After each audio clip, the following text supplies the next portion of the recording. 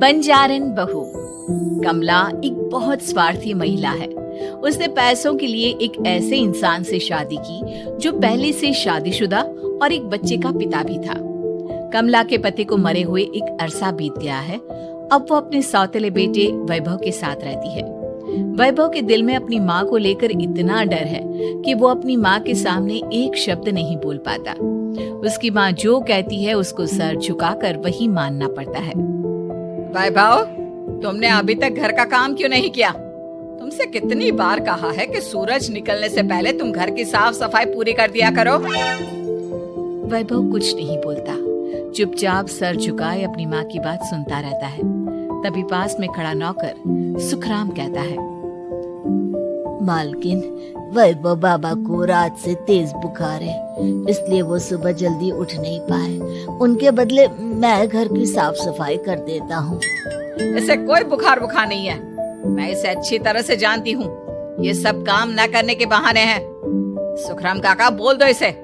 सारे घर का काम यही करेगा और इससे समय पर अपना काम पूरा नहीं किया तो इससे आज का खाना भी नहीं मिलेगा। मगर मालकिन, वैभव बाबा की सच में ही तबीयत खराब है, आप एक बार देख तो लीजिए। कमला बिना कुछ बोले वहां से चली गई और बेचारा वैभव तेज बुखार में भी काम करता रहा। कमला वैभव की शादी एक ऐसी लड़की से कराना चाहती थी जो अनपढ़ हो और कमला से इसी तरह डरे जिस तरह वैभव डरता है, ताकि वैभव की सारी जायदाद और धन दौलत उसकी मुट्ठी में रहे। लेकिन आज के जमाने में ऐसी लड़की मिलना मुश्किल है। कमला कार में यही सब कुछ सोचती जा रही थी कि तभी रास्ते में, अरे ड्राइवर, तुमने कार क्यों रोक दी? और ये इतना शोर कैसा? मैडम, आगे कुछ बंजारों का खेल चल रहा है, इसलिए भीड़ लगी है। मैं अभी भीड़ को साइड में करवाकर कार निकालता हूँ। ड्राइवर भीड़ को साइड करके कार निकालने की कोशिश करने लगा कि तभी कमला की नजर रस्सी पर चल रही एक फुलवा नाम की बंजारन पर पड़ी। क्यों ना मैं इस बंजारन की शादी वैभव से करा दूं? ये तो अनपढ़ लग रही है, मेरे पैरों तले दबकर भी रहेगी। मुझे अभी इसके माँ बाप से बात करनी होगी। ये सोचकर कमला ने उन बंजारों से बात की और उन्हें शाम को अपने घर बुलाया। फुलवा के माता पिता वहां उसे लेकर आ गए। उन्होंने इतना आलीशान घर पहले कभी नहीं देखा था। अच्छा हुआ आप लोग आ गए। देखिए, मुझे घुमा फिरा कर बात करने की आदत नहीं है, इसलिए सीधे सीधे मुद्दे पर आती हूँ। मुझे आपकी बेटी बहुत पसंद है। मैं अपने इकलौते बेटे की शादी आपकी बेटी फुलवा से कराना चाहती हूँ। इसके बदले में आप जो चाहो वो ले सकती है। तभी फुलवा की माँ कहती है, ये क्या कह रही है मैम साहब? कहीं आप हमारी गरीबी का मजाक तो नहीं उड़ा रही ना? आप मेरे बेटे से मिल लो। अगर आपको मेरा बेटा पसंद आता है तो मैं कल से ही शादी की तैयारी शुरू कर दूंगी। सुखराम, सुखराम, वैभव को लेकर आओ। फुलवा अपनी माँ के कान में फुसफुसाती है, माँ, कहीं इस मेम साहब का छोरा पागल तो ना है? फुलवा अपनी माँ से बात कर रही होती है कि वैभव वहां आता है। फुलवा उसे देखती ही रह जाती है और उसके माता पिता उसकी शादी तय कर देते हैं। शादी वाले दिन किसी को फुलवा और वैभव की बेमेल विवाह की बात समझ में नहीं आती। फिर भी एक औरत कमला से पूछ ही लेती है, कमला जी, आपने अपने इकलौते बेटे की शादी देहाती गवार से क्यों करा दी? ये बंजारन आपके घर की बहू बनने लायक तो नहीं है। कम से कम अपने स्टेटस का ही ख्याल कर लिया होता। बहू तो अपने टक्कर की लाती, आपने तो बंजारन को ही बहू बना लिया। अब कमला को समझ में नहीं आ रहा था कि इस बात का क्या जवाब दे। वो कुछ देर चुप रही और सोच समझ कर कहती है, बहन जी, आपको तो पता है आजकल के बच्चे किसी की बात कहाँ सुनते हैं। मैं तो अपनी बहू एक पढ़ी लिखी और अपनी सोसाइटी की ही ढूंढ रही थी। लेकिन मेरे बेटे ने मेरे सामने इस बंजारन को लाकर खड़ा कर दिया। बोला कि मैं शादी करूंगा तो इसी से। अब भला मैं क्या करती? मुझे अपने बेटे के सामने झुकना ही पड़ा। कमला की ये बातें सुखराम भी सुन रहा था। उसने ये सारी बातें वैभव को जाकर बता दी। काका, मैं तो फुलवा को जानता भी नहीं, फिर माँ मेरे बारे में झूठ क्यों कह रही है? अरे बेटा, तुम कितने भोले हो, तुम्हें कुछ भी नहीं पता। तुम्हारे पिता अपनी सारी संपत्ति तुम्हारे नाम करके गए हैं।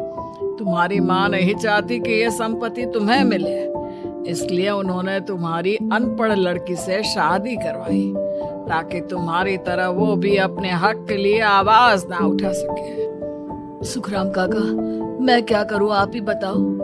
माँ के सामने आते ही मेरे हाथ पैर कांपने लगते हैं। मैं माँ को कुछ भी नहीं कह पाता।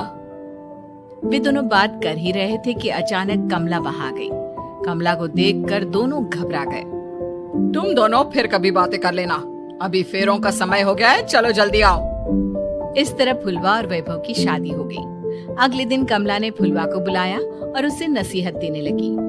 देख बंजारन, तुझे मैंने अपनी बहू बना तो लिया है, लेकिन तुझे इस घर में आँख कान मुंह बंद करके रहना होगा। घर का काम कर और अपने पति से मतलब रख, समझी? कमला का ऐसा रवैया फुलवा को बिल्कुल समझ में नहीं आया। उसने वैभव से इस बारे में बात की। सुनिए ना, माँ जी ने जिस तरह मुझसे बात की मुझे अच्छा नहीं लगा। शादी से पहले तो वो मुझसे बहुत अच्छे से बात कर रही थी, लेकिन शादी के बाद उन्हें क्या हो गया? तुम ज्यादा मत सोचो, जैसा माँ कहती है वैसा ही करो। ये कहकर वैभव वहां से चला गया। अगले दिन वैभव को घर के नौकरों की तरह काम करता देख फुलवा को बहुत हैरानी हुई। फुलवा ने इस बारे में सुखराम काका से बात की तो सुखराम काका ने फुलवा को सारी बात बता दी। अब फुलवा को समझ में आ गया कि उसकी सास ने एक बंजारन को बहू क्यों बनाया। एक दिन वैभव घर का काम कर रहा था, तभी उससे कांच की प्लेट टूट गई। किसने गिराई ये कांच की प्लेट? वैभव को वहां खड़ा देख कमला ने छड़ी से उसे मारना शुरू कर दिया। उसके पैर में कांच चुभ गया और खून बहने लगा, लेकिन फिर भी कमला उसे मारे जा रही थी। ये देखकर फुलवा ने कमला के हाथ से छड़ी छीन ली और तोड़कर फेंक दी। बंजारन, तेरी इतनी हिम्मत, तूने मेरे हाथ से छड़ी छीनी? कमला फुलवा को थप्पड़ मारने ही वाली थी कि फुलवा उसका हाथ पकड़ लेती है। ओ सस माँ, मैंने मॉम की गुड़िया ना समझ लियो।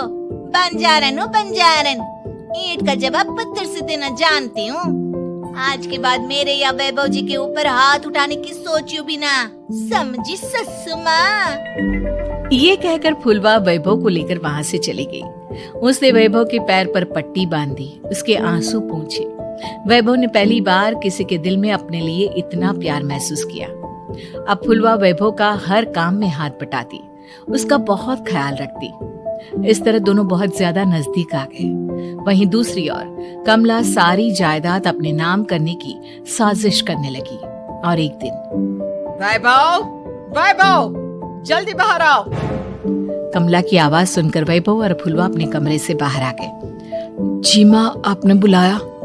ये ले, इन कागजों पर साइन कर दे। वैभव कागजों पर साइन करने ही वाला था कि फुलवा वैभव के हाथ से पेन छीनकर कहती है, ना वैभव जी, आप इस पर हस्ताक्षर नहीं करेंगे। आओ बंजारन, मैं तुझसे बात नहीं कर रही। ये बात मेरे और मेरे बेटे के बीच की है। चुपचाप पेन दे दे, नहीं तो तेरी खाल उधेड़ लूंगी। ससु माँ, बंजारन की खाल इतनी भी ढीली ना होवे कि कोई भी उधेड़ लेवे। जो यकीन ना आता हो तो देख ले उतार के। और हाँ, बंजारन जरूर हूँ पर अनपढ़ ना हूँ। मैंने भी पता है कि किसी भी कागज पर साइन करने से पहले उसे अच्छी तरह पढ़ लेवे। पेन देती है या नहीं? ये कहकर कमला फुलवा को मारने आई तो फुलवा ने कमला को धक्का दे दिया और वो नीचे गिर गई। कमला डरकर वहां से भाग गई।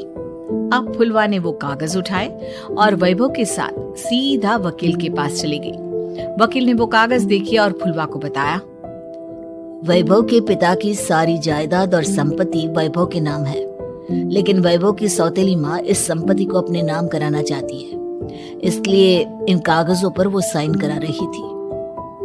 तो अब हमें क्या करना चाहिए वकील साहब? वकील ने फुलवा और वैभव को सब कुछ अच्छी तरह से समझा दिया। अब दोनों घर पर पुलिस को लेकर पहुंचे।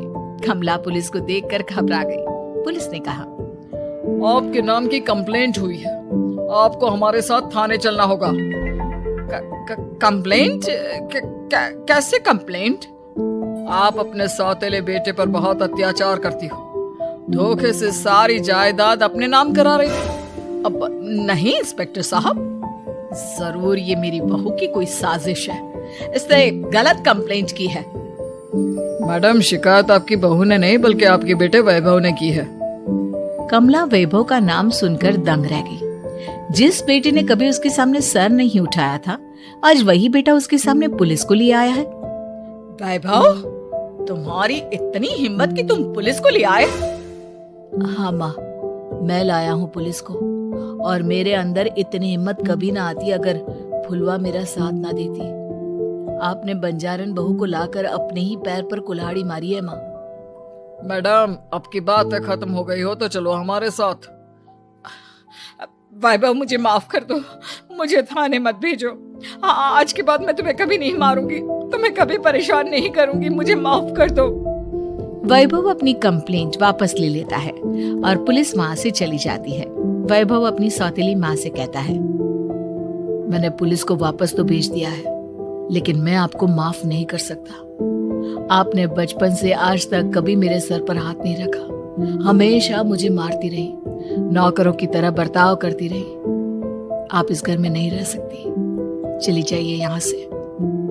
कमला घर छोड़कर चली गई और सड़क किनारे खड़ी होकर सोचने लगी, काश मैंने वैभव को माँ की तरह प्यार किया होता तो आज मैं इस तरह से बेसहारा ना हो जाती।